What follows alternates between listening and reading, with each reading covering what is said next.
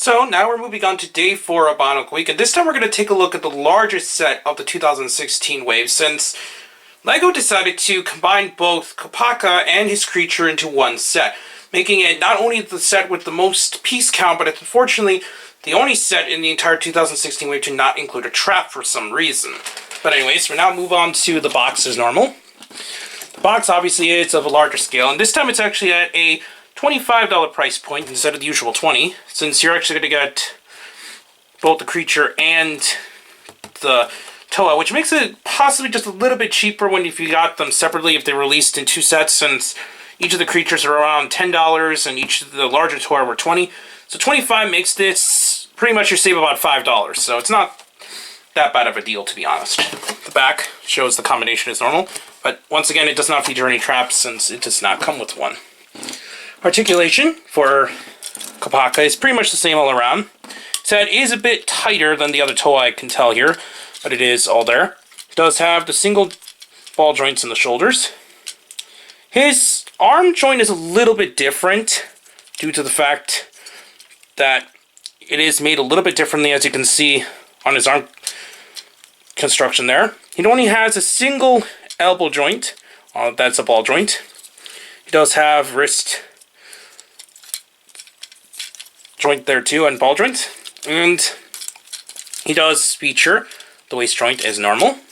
He has ball joints in the hips, ball joints in the knees, and ball joints in the ankles, but his arms are mostly the difference in the way that he is constructed compared to the rest of the Toa. He does include the stud shooter, which is attached to this kind of shield piece here, and to activate that all you need to do is turn this dial and then it would shoot the studs, but I'm not going to show them on camera since I'm going to lose the pieces most likely. He does include the clip as normal, just like we saw with Anua. And he has this really nice spear, well, sword weapon, with this really hilarious kind of Lego minifigure spear. I always thought it was kind of hilarious that they incorporated that inside the middle of his sword there. And now we'll move on to his creature, which is called Melum. Melum is some kind of ice creature, which at this moment in time I have no idea what it is. Maybe it'll be explained in the Netflix original series, but for now I have no idea what this creature is. It's just some kind of weird ice, maybe dragon-like creature, since I see this little dragon kind of design, but I'm not really sure what he is. His gimmick is similar to Anua's creature, since it does have claw movement, but his is more towards the middle rather than clawing down like the way that his was constructed.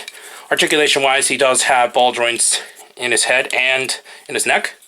He does have ball joints in his arms as well as his elbows, single ball joints in his hips, and ball joints in his feet. So he does have a lot of movement for what the little creatures can do.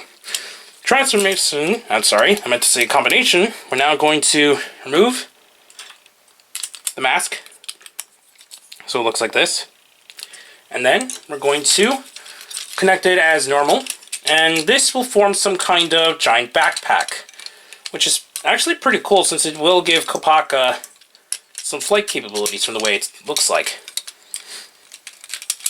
We're going to position these into the correct way. It is a bit tricky to position his since it does have a different construction slightly also in the arms there. These will just cover over his shoulders, similar to what we saw with the Nua.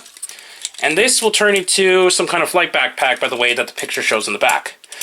Can't wait to see how these will actually incorporate in the show, but for now, they do work as really nice sets, and the construction is quite impressive for these new Toa. So that's pretty much it for the Kopaka set.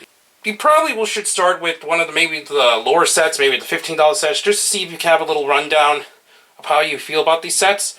But if you actually want to have a kind of a test for both the Toa and the creature, then this is definitely the set that you should pick up. So overall, I still think this is a really nice set, and it would have been cool to see a trap with it, but it's understandable due to maybe kind of put it in a better price budget in order to release it. But anyways, please comment, subscribe, and check out Hirotaka where this video will be posted. Also, please check out me on Twitter under Darkon633, and please check down the other channels down below. Tomorrow we'll bring another Toa review, but for now, I'll be seeing you YouTube. Bye.